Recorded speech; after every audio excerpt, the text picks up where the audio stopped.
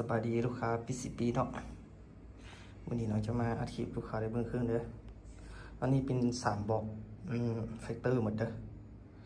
แต่ว่าแนวประกอบกับมันอัปเกรดมันจังแตกต่างกันเนาะเดี๋ยวเราไปโมดูอันนี้ก็เนาะลำแรกเนาะถังคาร์บอนวาล์ว8 แหวนเนาะเก็บเสียง FM5 เราอยู่ข้างในเป็นเราบอดี้ก้อนเนาะจะ50แต่ว่าใส่กล้องแวดฮันเตอร์เด้อนี่เครื่องใส่ก่อนมีประกันเด้อถ่ายใหญ่ตัวนี้ก็แฟกเตอร์ก็เก็บเสียง F5 ก็เราบริกรก็ทางคาร์บอนแต่ว่าเป็นวาล์วบ็อกทูเนาะ16 แหวนเนาะ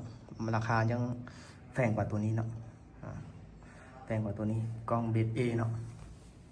ถ่ายใหญ่เครื่องมีประกันเด้อตัวนี้ก็คือกันเป็นเล็ก8 แหวนเป็นกล้องแวดฮันเตอร์เด้อเก็บเสียง F5ก็เราบริกร50 เซนเนาะคือหาทางเรามันจังอัปเดตตามสเต็กของลูกค้าเด้อข้าจะเอาดำอันนี้เป็นแดงก็มีเนาะข้าจะเอาดำอันนี้เป็นขาวกับดำก็มีเนาะข้าจะเอาอันนี้เป็นสีทองสีขาวนี่กับแดงได้มีมาตรตามสเก็ตลูกค้าจะได้ยังไงเนาะน้องจำบอกเลยทางหารน้องยังไปมีอันเก็บเงินปลายทางเนาะถ้าลูกค้าอยากเอาก็จ่ายเงินก่อนเนาะจังส่งเครื่องให้ลูกค้าเด้อนี่ถ้าเก็บปลายทางนี่มันอันตรายเด้อเครื่องมันจำนวนหลายเนาะเขาก็จังหูว่ามีแต่กล่องแล้วน้อยๆก็เป็นเงิน14-15 ล้านนี่โอ้เป็นไปก็ได้เนาะกับข้าวหูเขาก็จะเอาค่าเครื่องแพงเนาะค่ารถค่ายันแพงเนาะถ้าลูกค้าคนไหนสนใจก็แชทเข้ามาหาเด้อน้องจังติดเบอร์ไว้อยู่ในคลิปนี้เนาะเครื่องมีประกันหมดเด้อประกันเป็น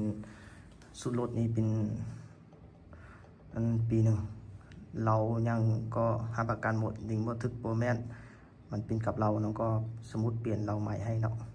ถ้าเป็นกับสุดรถน้องก็จะเปลี่ยนสุดรถให้เนาะ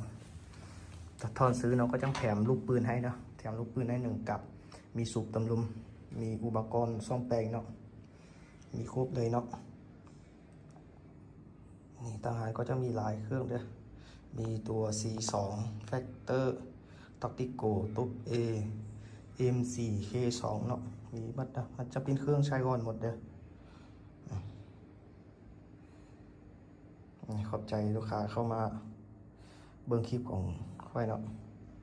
ฝากกดไลค์กดแชร์กดติดตามเด้อขอบใจหลายๆเด้อ